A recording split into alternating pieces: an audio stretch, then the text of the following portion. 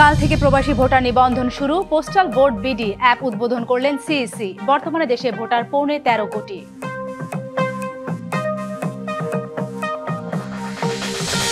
নির্ধারিত সময়ে আপিল না করলে শেখ হাসিনা গ্রেপ্তার হলে কার্যকর হবে মৃত্যুদণ্ড, জানান প্রসিকিউটর। প্রত্যর্পণ ভারতের সদিচ্ছার ওপর।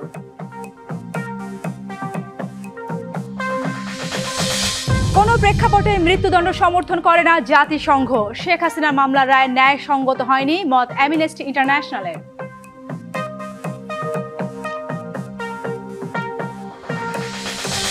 গেল 10 মাসে রাজধানীতে 198 খুন, যার বেশিরভাগ হত্যায় সংঘটিত হয়েছে রাজনৈতিক আধিপত্য বিস্তার নিয়ে, জানালো পুলিশ। বন্দর ব্যবস্থাপনার শর্ত গোপন করে বিদেশি কোম্পানির সঙ্গে চুক্তিতে শ্রমিক সংগঠনের ক্ষোভ, তবে ইতিবাচক বলছেন ব্যবসায়ীরা। দেখছিলেন নাসির সিনটেক্স অ্যালুমিনিয়াম সংবাদ শিরোনাম। এবারে জানাবো খবরের বিস্তারিত। আপনাদের সাথেই আছি সালিহা পারভিন সাথী। নির্ধারিত সময়ে আপিল না করলে শেখ হাসিনা গ্রেপ্তার হলে মৃত্যুদণ্ড কার্যকর হবে, এ কথা জানিয়েছে প্রসিকিউশন। এছাড়া আন্তর্জাতিক অপরাধ ট্রাইব্যুনালের রায়ে দণ্ডিত আসামি শেখ হাসিনা ও আসাদুজ্জামান খান কামালকে গ্রেপ্তারে আবারও ইন্টারপোলের সহায়তা চাওয়া হবে, এ কথা জানিয়েছেন প্রসিকিউটর গাজী MH তামিম। তিনি বলেন, শেখ হাসিনার বিরুদ্ধে আরও 3টি মামলা ট্রাইব্যুনালে বিচারাধীন রয়েছে। ট্রাইব্যুনালে ঘোষিত রায়ের বিরুদ্ধে বিদেশি গণমাধ্যমে শেখ হাসিনার দেওয়া প্রতিক্রিয়ার জবাবে তিনি বলেন, রায়কে চ্যালেঞ্জ করতে চাইলে শেখ হাসিনার উচিত আত্মসমর্পণ করে আপিল করা। সোমবার জুলাই আগস্টে সংঘটিত মানবতা বিরোধী অপরাধের দায়ে সাবেক প্রধানমন্ত্রী শেখ হাসিনা ও সাবেক স্বরাষ্ট্রমন্ত্রী আসাদুজ্জামান খান কামালকে মৃত্যুদণ্ড দেয় আন্তর্জাতিক অপরাধ ট্রাইব্যুনাল 1, আর রাজসাক্ষী সাবেক আইজিপি চৌধুরী আবদুল্লাহ আল মামুনকে দেওয়া হয় 5 বছরের কারাদণ্ড। গ্রেফতারি পরোয়ানার বদলে একটা কনভিকশন ওয়ারেন্ট, এই কনভিকশন ওয়ারেন্ট বা সাজার পরোয়ানা মূলে আমরা তার বিরুদ্ধে আরেকটি ইন্টারপোলে নোটিশ জারির জন্য আবেদন করব থ্রু ফরেন মিনিস্ট্রি। এটা আমরা করব এবং এটার কাজ অলরেডি আমরা শুরু করেছি। ট্রাইব্যুনালের সাথে ওনাদের সম্পর্ক শেষ। এখন ট্রাইব্যুনালের কাছে ওনারা শুধু এই মামলার সার্টিফাইড কপি চাইতে পারবেন, সাক্ষীর জবানবন্দি সার্টিফাইড কপি চাইতে পারবেন, বা যে সকল নথি আছে তাই চাইতে পারবেন। ওনাদের এখন যত চাওয়া সেটা আগামী 30 দিনের মধ্যে অ্যাপিলেট ডিভিশনে, সেখানে গিয়ে ওনারা অ্যাপিল ফাইল করতে পারবেন, অ্যাপিল ফাইলিং অবস্থায় জামিন চাইতে পারবেন। মানবতা বিরোধী অপরাধে ক্ষমতাচ্যুত প্রধানমন্ত্রী শেখ হাসিনার মৃত্যুদণ্ডের রায় কার্যকর করে তাকে দেশে ফেরানো যাবে কিনা তা নিয়ে সংশয় রয়ে গেছে।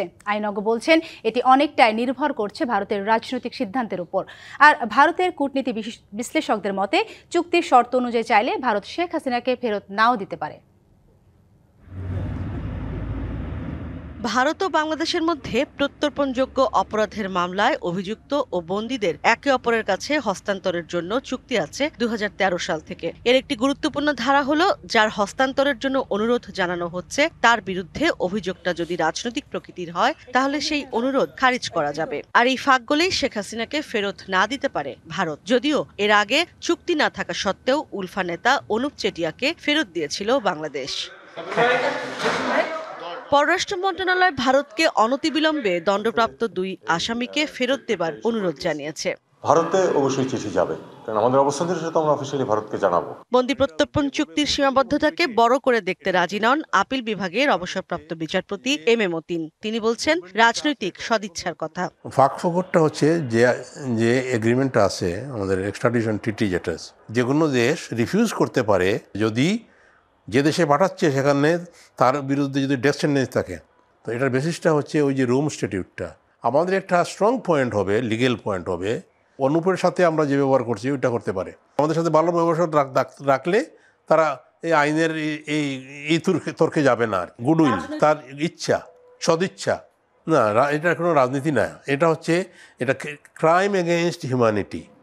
Sheikh Hasina committed 1 count of crime। তবে চুক্তির আওতায় শেখ হাসিনাকে ফেরানো যাবে সেই সম্ভাবনা কার্যত নেই বলেই মনে করছেন দিল্লির বিশেষজ্ঞ। ভারতবর্ষ যদি মনে করে যে আমরা শেখ হাসিনাকে ফেরত দেব না, বা আমার মনে হচ্ছে যে তার বিরুদ্ধে যেটা ঘটেছে ওটা রাজনৈতিক অন্যায় এবং রাজনৈতিক পরিমণ্ডলটাকে কাজে লাগিয়ে অন্যায়ভাবে ফাঁসি কাটে ঝোলানোর একটা প্রক্রিয়া, তখন ভারতের কাছে যথেষ্ট এক্সট্রাডিশন ট্রিটিতে নিজের ডিসিশন মেকিং অবস্থান প্রকাশ করার জায়গা রয়েছে। এক্ষেত্রে কূটনৈতিক যোগাযোগের বিকল্প নেই বলেও মনে করেন এই বিশেষজ্ঞরা। ইশরাত জাহান উর্মি, ডিবিসি নিউজ, ঢাকা। শেখ হাসিনাকে মৃত্যুদণ্ডের সাজা দিয়ে আন্তর্জাতিক অপরাধ ট্রাইব্যুনালের রায়ের গ্রহণযোগ্যতা নিয়ে মতপার্থক্য রয়েছে আইন বিশেষজ্ঞদের মাঝে। বিচার প্রক্রিয়াকে স্বচ্ছ ও নিরপেক্ষ হিসেবে দেখছেন কেউ কেউ। দণ্ডিত ব্যক্তি যখন আওয়ামী লীগ সভাপতি, তখন বিচারটিকে রাজনৈতিক দৃষ্টিভঙ্গি থেকেই বিচার করবে বলেও মনে করেন বিশেষজ্ঞরা। অবশ্য রাজশাহীর সাবেক আইজিপি মামুনের 5 বছরের সাজা নিয়ে আপিল বিভাগে নতুন বিতর্কের সুযোগ রয়েছে বলেও মত তাদের।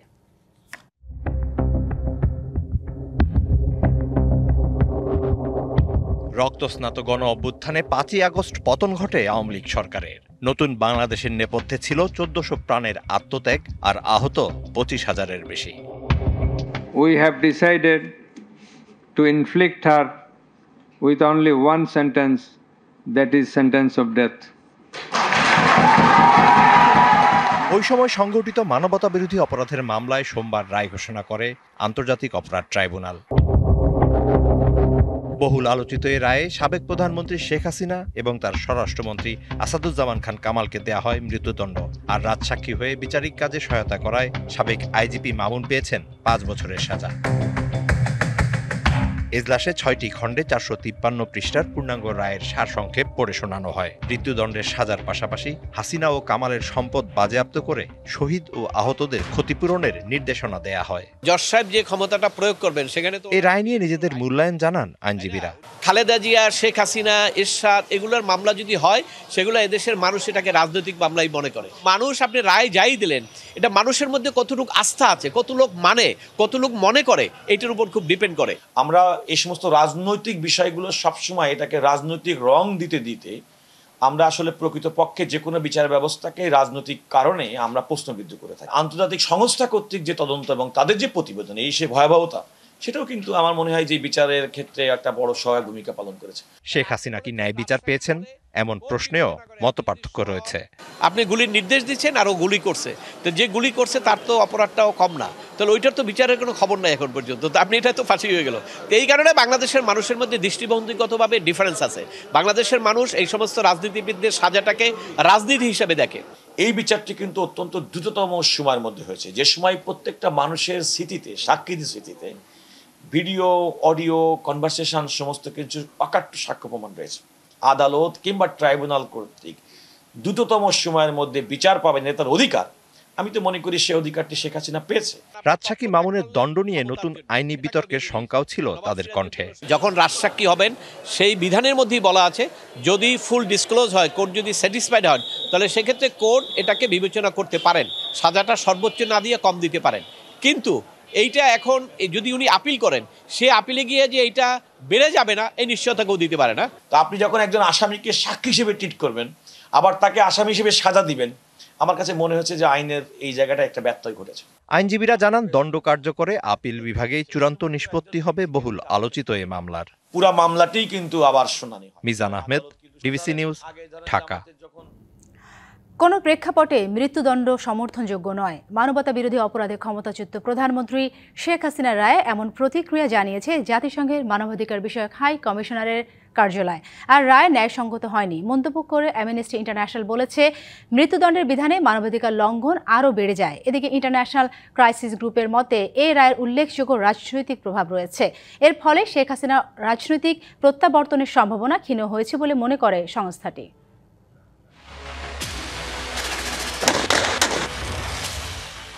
গেল বছরের জুলাই আগস্টে সংঘটিত মানবতা বিরোধী অপরাধের দায়ে সাবেক প্রধানমন্ত্রী শেখ হাসিনা ও তার সময়ের স্বরাষ্ট্রমন্ত্রী আসাদুজ্জামান খান কামালকে মৃত্যুদণ্ড দিয়েছে আন্তর্জাতিক অপরাধ ট্রাইব্যুনাল।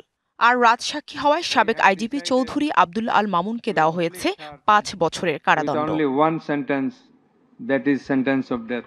এর রায়ে প্রতিক্রিয়া জানিয়েছে বিভিন্ন আন্তর্জাতিক সংস্থা। জাতিসংঘের মানবাধিকার বিষয়ক হাই কমিশনারের মুখপাত্র রাবিনা সামদাসানি জানান, এটি গণঅভ্যুত্থানে দমন পীড়নের শিকার ব্যক্তিদের জন্য একটি গুরুত্বপূর্ণ মুহূর্ত। তবে তারা কোনো পরিস্থিতিতে মৃত্যুদণ্ডকে সমর্থন করেন না। মৃত্যুদণ্ডের রায় আমরা দুঃখ প্রকাশ করছি, যা কোনো প্রেক্ষাপটেই আমরা সমর্থন করি না। আমরা এই মামলার বিচার কাজ সরাসরি পর্যবেক্ষণ করিনি, তবে আন্তর্জাতিক মান ও ন্যায় বিচার নিশ্চিতের কথা বলে আসছি। আর জাতিসংঘের মানবাধিকার বিষয়ক হাই কমিশনার ভলকার তুর্ক আশা করেন সত্য প্রকাশ ও ন্যায় বিচারের মাধ্যমে পুনরুদ্ধারের পথে এগিয়ে যাবে বাংলাদেশ। তিনি মনে করেন আন্তর্জাতিক মানদণ্ড মেনে নিরাপত্তা খাতে অর্থবহ সংস্কার থাকা উচিত, যাতে এ ধরনের লঙ্ঘন ও নির্যাতনের পুনরাবৃত্তি না ঘটে। এদিকে রায়ের প্রতিক্রিয়ায় অ্যামনেস্টি ইন্টারন্যাশনাল বলেছে, ন্যায় বিচার প্রক্রিয়ায় মৃত্যুদণ্ডের কোনো স্থান নেই। এই আন্তর্জাতিক মানবাধিকার সংস্থাটির মহাপরিচালক এগনেস ক্যালামার্ট বলেন, জুলাই আন্দোলনে ভয়াবহ মানবাধিকার লঙ্ঘন ও মানবতা বিরোধী অপরাধের অভিযোগে যারা ব্যক্তিগতভাবে দায়ী তাদের ন্যায়সঙ্গত বিচার ও তদন্ত হওয়াটা জরুরি। তবে এই বিচার ও শাস্তি কোনোটি ন্যায়সঙ্গত বা সুবিচার নয়। অন্যদিকে ইন্টারন্যাশনাল ক্রাইসিস গ্রুপের মতে এর রায়ে উল্লেখযোগ্য রাজনৈতিক প্রভাব রয়েছে, যা ক্ষমতার ভারসাম্য, নীতি নির্ধারণ এবং ভবিষ্যতের রাজনৈতিক স্থিতিশীলতার ওপর দীর্ঘমেয়াদী ছাপ ফেলতে পারে। একই সাথে এই রায়ের ফলে শেখ হাসিনার রাজনৈতিক প্রত্যাবর্তনের সম্ভাবনা খুবই ক্ষীণ বলে মনে করে সংস্থাটি। Nahida Rinthi, DBC news desk. বর্তমানে সবাই অস্থির সময়ে বসবাস করছে বলে মন্তব্য করেছেন বিএনপি মহাসচিব মির্জা ফখরুল ইসলাম আলমগীর। রাজধানী গুলশানের একটি হোটেলে প্রয়াত বিএনপি নেতা ব্যারিস্টার মওদুদ আহমেদের লেখা একটি বইয়ের মোড়ক উন্মোচন অনুষ্ঠানে তিনি কথা বলেন। মির্জা ফখরুল আরও বলেন, গণতন্ত্রের জন্য এদেশে মানুষ দীর্ঘ আন্দোলন সংগ্রাম করেছে। সব শেষ তরুণদের হাত ধরে গণ অভ্যুত্থানের মধ্য দিয়ে ফ্যাসিস্টের কবল থেকে মুক্ত হয়েছে দেশ। অস্থির এই সময়ে ব্যারিস্টার মওদুদ আহমেদের মতো নেতার প্রয়োজনীয়তার কথা বলেন বিএনপি মহাসচিব। আলোচনায় প্রধান উপদেষ্টা প্রেস সচিব বলেন, শেখ হাসিনা প্রতিহিংসার রাজনীতির জন্ম দিয়েছিলেন এবং সব প্রতিষ্ঠানকে ধ্বংস করে দিয়ে গেছেন।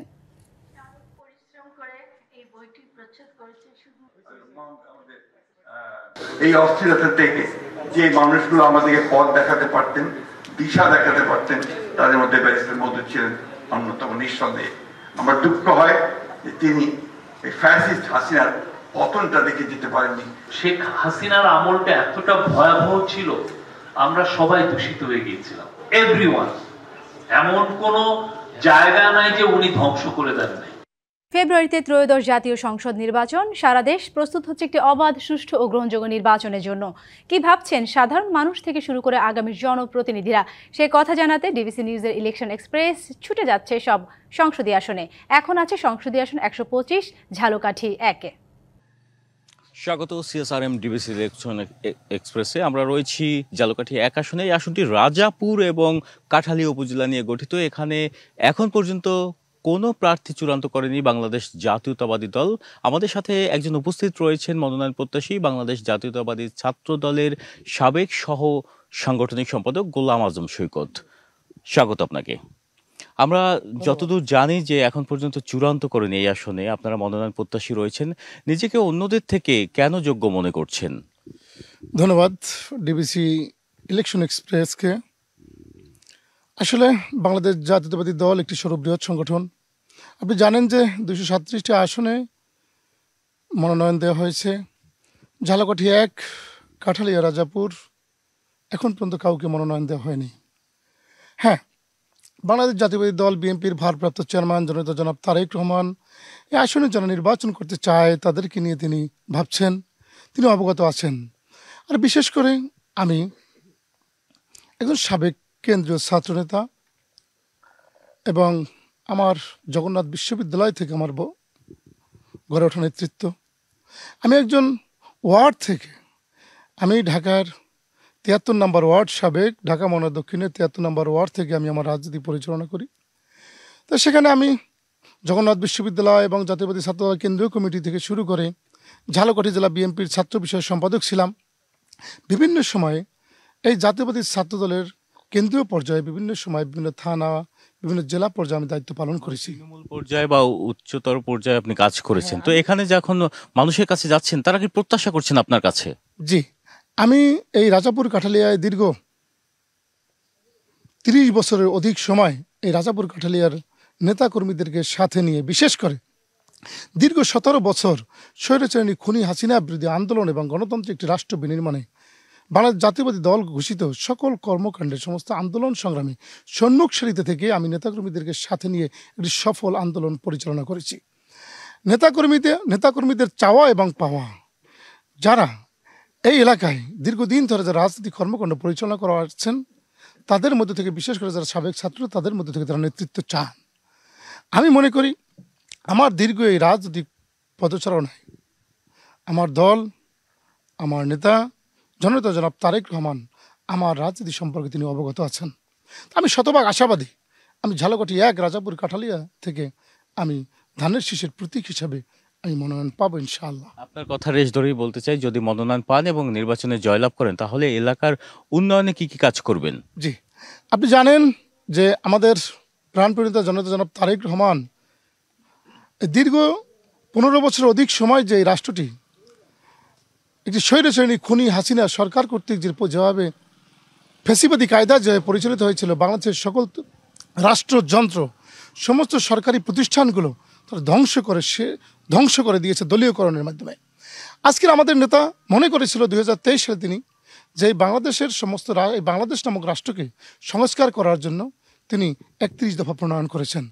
ইনশাআল্লাহ দল আমাকে মনোনয়ন দিলে এবং আমি নির্বাচিত হব ইনশাআল্লাহ, সেই নির্বাচিত হলে এই রাজাপুর কাঠালিয়া সেই 31 দফা অনুযায়ী পরিচালনা করে, বিশেষ করে জনগণের যে চাওয়া দুর্নীতিমুক্ত প্রশাসন, জনবান্ধবমুখী 31 দফা অনুযায়ী আপনি কাজ করবেন এবং আপনি যদি মনোনয়ন না পান তাহলে যাকে মনোনয়ন দেওয়া হবে সেই প্রার্থীর পক্ষে কাজ করবেন কিনা? জি অবশ্যই আমি আপনাকে বলতে চাই, এবং আমার নেতা জননেতা জনাব তারেক রহমান এই বরিশাল বিভাগের যারা মনোনয়ন প্রত্যাশী তাদেরকে গুলশান অফিসে আমন্ত্রণ জানিয়েছিলেন, আমিও সেখানে উপস্থিত ছিলাম। আমি আমার নেতার সাথে কথা বলে এসেছি, নেতাকে আমি প্রতিজ্ঞা করে এসেছি যে, এবং আমি না শুধু, আমি আবার সেই গুলশানের সাক্ষাৎ অনুযায়ী আমাদের যে রাজাপুর কাঠালিয়া নেতাকর্মী তাদেরকেও প্রতিজ্ঞা করেছি দল যে সিদ্ধান্ত নেবে সেটাই চূড়ান্ত সিদ্ধান্ত। ধন্যবাদ আপনাকে এবং শুভকামনা। যেটি শুনছিলাম, এখানে যারা মনোনয়ন প্রত্যাশী রয়েছেন তারাও ভোটারদের কাছে যাচ্ছেন এবং মনোনয়ন কামনা করছেন, তারপর নির্বাচন জয়ী হবার প্রত্যাশাও ব্যক্ত করছেন। তো আজকে আমরা সারাদিন ছিলাম বরিশাল 6 এবং ঝালকাঠি 1 আসনে, আগামীকাল থাকবো পিরোজপুর 1 এবং ঝালকাঠি 2 এবং পিরোজপুর 1 আসনে। সে পর্যন্ত দেখতে থাকুন সিএসআরএম ডিবিসি ইলেকশন এক্সপ্রেস। শুধু রাজধানীতে গেল 10 মাসে খুন হয়েছে 198 জন, যার বেশিরভাগ হত্যায় সংঘটিত হয়েছে রাজনৈতিক আধিপত্য বিস্তার নিয়ে। সকালে ডিএমপি মিডিয়া সেন্টারে সাংবাদিকদের একথা জানান ডিএমপি মিডিয়া বিভাগের ডিসি তালিবুর রহমান। তিনি বলেন, বেশ কয়েকটি হত্যার রহস্য এরই মধ্যে উদ্ঘাটন করা হয়েছে। মার্ডারের যদি আপনি বলেন, হত্যাকাণ্ডের মতো ঘটনাগুলো রাজধানীতে আমাদের গত 11-10 মাসের হিসাবে গড়ে আপনার 20টার নিচে এরকম সংখ্যা আমরা দেখেছি। আশা করি এই যে ঘটনাগুলো আপনি বলেছেন সেগুলো কিন্তু দ্রুত আমরা ডিটেক্ট করতে সক্ষম হব। শর্ত গোপন রেখে বিদেশি কোম্পানির সঙ্গে চট্টগ্রাম বন্দর কর্তৃপক্ষের অধীন লালদিয়া ও পানগাঁও টার্মিনাল নিয়ে চুক্তি করল অন্তর্বর্তী সরকার। যে অস্বচ্ছ প্রক্রিয়ায় এই চুক্তিগুলো সই হয়েছে তা বেশ উদ্বেগের জন্ম দিয়েছে। বিদেশি কোম্পানির সঙ্গে দীর্ঘমেয়াদী চুক্তি করতে অন্তর্বর্তী সরকারের এখতিয়ার নিয়েও প্রশ্ন তুলছে শ্রমিক সংগঠনগুলো। চুক্তির বিরোধিতা করে আন্দোলনের ডাক দিয়েছে বিভিন্ন সংগঠন, তবে ব্যবসায়ীরা চুক্তি সইকে ইতিবাচক হিসেবেই দেখছেন। বন্দরের সক্ষমতা 44% পর্যন্ত বাড়ানো এবং দ্বিগুণ বড় জাহাজ ভেড়ানোর সুযোগ তৈরি করে চট্টগ্রাম বন্দরের লালদিয়ার চরে কন্টেইনার টার্মিনাল নির্মাণের চুক্তি হলো। এর মধ্য দিয়ে বাংলাদেশের ইতিহাসে প্রথম কোনো বন্দরের গুরুত্বপূর্ণ কোনো অবকাঠামো বিদেশি প্রতিষ্ঠানের কাছে দীর্ঘমেয়াদে লিজ দেওয়া হয়েছে। ডেনমার্কের এপিএম টার্মিনালস প্রায় 6,700 কোটি টাকা বিনিয়োগ করবে। লালদিয়ায় বছরে 8 থেকে 10 লাখ একক কন্টেনার উঠা নামানোর সক্ষমতা থাকবে। এর মধ্যে 8 লাখ পর্যন্ত প্রতি একক কন্টেনারে $21 করে পাবে সরকার, এর বেশি হলে মিলবে $23 করে। পানগাঁও টার্মিনালে প্রায় $4 কোটি বা প্রায় 490 কোটি টাকা বিনিয়োগ করবে মেডলক। বছরে 1,60,000 একক কন্টেনার হ্যান্ডলিং হবে। প্রতি একক কন্টেনার থেকে 250 টাকা করে পাবে সরকার। এর ফলে বাংলাদেশের প্রতিযোগিতা সক্ষমতা বাড়বে বলে মনে করছেন ব্যবসায়ীরা। আমাদের লোকরা ট্রেন হবে এখানে, মানে সব ক্ষেত্রে। ওরা তো এটা বোধহয় 25 না 30 বছরের জন্য, 30 বছর পর ধরে ছেড়ে চলে যাবে। বাংলাদেশ চট্টগ্রাম বন্দরের জন্য এটা একটা ভালো প্রপোজাল বলে আমি মনে করি। এই সমস্ত বিনিয়োগের ক্ষেত্রে দেখতে হবে বাংলাদেশ কিভাবে লাভবান হচ্ছে এবং এখানে বিনিয়োগের যেই চুক্তিগুলি হচ্ছে সেখানে যেন দেশের স্বার্থবিরোধী কোনো কিছু না থাকে এবং স্বচ্ছতা বজায় থাকে। এদিকে চট্টগ্রাম বন্দর বিদেশি প্রতিষ্ঠানকে ইজারা দেওয়ায় উদ্বেগ প্রকাশ করে পৃথক বিবৃতি দিয়েছে শ্রমিক কর্মচারী ঐক্য পরিষদ, জামায়াত ইসলামী ও হেফাজত ইসলাম। আগামী 22 তারিখ চট্টগ্রামের সমস্ত ট্রেড ইউনিয়নকে নিয়ে, বেসিক ইউনিয়ন, সিবিএ, নন সিবিএ সবাইকে নিয়ে আমরা একটা কনভার্সন করতেছি। এখান থেকে আমরা পরবর্তী কর্মসূচি ঘোষণা করবো। এটাতে হয়তো হরতালও হইতে পারে, অবরোধ হইতে পারে, তারপরে ঢাকা চট্টগ্রাম রোড অচল হয়ে যেতে পারে। লালদিয়া কন্টেইনার টার্মিনাল নির্মাণ এবং 30 বছরের জন্য পরিচালনার দায়িত্ব পেয়েছে এপিএম টার্মিনালস। অন্যদিকে 22 বছরের জন্য পানগাঁও নৌ টার্মিনাল পরিচালনা করবে সুইজারল্যান্ডের ম্যাডলক এসএ। মাসুদুল হক, ডিবিসি নিউজ, চট্টগ্রাম। অবশেষে ভোটার হওয়ার সুযোগ পাচ্ছেন প্রবাসী বাংলাদেশিরা। কাল থেকে শুরু হচ্ছে প্রবাসী ভোটার নিবন্ধন। দেশের ইতিহাসে প্রথমবার প্রবাসীদের জন্য পোস্টাল ভোট বিডি নামের একটি মোবাইল অ্যাপ উন্মোচন করেছে নির্বাচন কমিশন। এ সময় সিইসি বলেন, প্রবাসীদের ভোটের মাধ্যমে গণতন্ত্রের ভিত্তি আরও শক্তিশালী হবে। ত্রয়োদশ জাতীয় নির্বাচন সামনে রেখে এর আগে চূড়ান্ত ভোটার তালিকা প্রকাশ করা হয়। দেশে বর্তমানে ভোটার 12,76,95,183 জন। এদিকে এনসিপি ও বাংলাদেশ সমাজতান্ত্রিক মার্ক্সবাদী দলের নিবন্ধন চূড়ান্ত করে গেজেট প্রকাশ করেছে নির্বাচন কমিশন। ত্রয়োদশ জাতীয় সংসদ নির্বাচনের প্রস্তুতির অংশ হিসেবে মঙ্গলবার সন্ধ্যায় পোস্টাল ভোট বিডি অ্যাপের উদ্বোধন করেন প্রধান নির্বাচন কমিশনার। এই অ্যাপের মাধ্যমে প্রবাসী অবস্থানকারী বাংলাদেশি ভোটার, নির্বাচনে দায়িত্ব থাকা ব্যক্তি, নিজ ভোটার এলাকার বাইরে কর্মরত সরকারি চাকরিজীবী এবং আইনি হেফাজতে থাকা ব্যক্তিরা নিবন্ধনের মাধ্যমে পোস্টাল ব্যালটে ভোট দিতে পারবেন। অ্যাপটির উদ্বোধনী আয়োজনে সিসি বলেন, প্রবাসীদের ভোটের মাধ্যমে গণতন্ত্রের ভিত্তি আরও শক্তিশালী হবে। আজকের এই উদ্বোধনের মাধ্যমে আমরা কেবল একটি অ্যাপ চালু করছি না, আমরা একটি নতুন অধ্যায়ের সূচনা করছি, যেখানে বাংলাদেশের নাগরিকত্ব ভৌগোলিক নয়, বৈশ্বিক। পোস্টাল ভোট বিডি আমাদের সেই বৈশ্বিক গণতন্ত্রের দরজা খুলে দিচ্ছে। এর আগে ইসির সিনিয়র সচিব আক্তার আহমেদ জানান, এনসিপি সহ দুটি দলকে নিবন্ধন দেওয়ার সিদ্ধান্ত নিয়েছে নির্বাচন কমিশন। এছাড়া 31শে অক্টোবর পর্যন্ত যাদের বয়স 18 হয়েছে তাদেরকে চূড়ান্ত ভোটার তালিকায় অন্তর্ভুক্ত করা হয়েছে। 31শে অক্টোবর পর্যন্ত যাদের বয়স 18 বছর হয়েছে তাদেরকে অন্তর্ভুক্ত করে একটা ভোটার তালিকা করা হয়েছে। কমিশন সিদ্ধান্ত নিয়েছে যে জাতীয় নাগরিক পার্টি এনসিপি এবং বাংলাদেশ সমাজতান্ত্রিক দল মার্ক্সবাদী এই দুটোকে নিবন্ধন এ পর্যায়ে দেওয়া হবে। এছাড়া পুনর্বিবেচনায় আনা হয়েছে 7টি দলের নিবন্ধনের বিষয়। যে আপত্তিগুলো এসছে সেগুলো পর্যালোচনা করে পরবর্তীতে সিদ্ধান্ত দেওয়া হবে। নূপুর মাহমুদ, ডিবিসি নিউজ, ঢাকা। শীতের আগমনী হাওয়ায় আবারও প্রাণ ফিরে পেয়েছে ফুলের রাজ্য যশোরের ঝিকরগাছার গদখালি ও পানিসারা অঞ্চল। মাঠে মাঠে ছড়ানো ফুলের গাছ, কুয়াশা মেশানো ভোরে সূর্যের আলোতে ঝলমল করছে নানা বর্ণের ফুল। এবার টিউলিপ চাষের নতুন সম্ভাবনা দেখছেন চাষিরা। মাঠ জুড়ে গ্লাডিওলাস, রজনীগন্ধা, গোলাপ, গাঁদা, জারবেরা, জিপসি ও চন্দ্রমল্লিকা। হেমন্তে শীতের আগমনী হাওয়ায় যতদূর চোখ যায় কেবল ফুলের দোলা। ডিসেম্বর থেকে এপ্রিল ফুলের জন্য নিজেদের নিয়োজিত রাখেন চাষিরা। বীজতলা তৈরি, জমিতে সেচ ও পরিচর্যায় ব্যস্ত তারা। সামনেই মহান বিজয় দিবস, তারপর বাংলা নববর্ষ, বসন্ত বরণ ও ভালোবাসা দিবসের বাজার ধরাই মূল লক্ষ্য।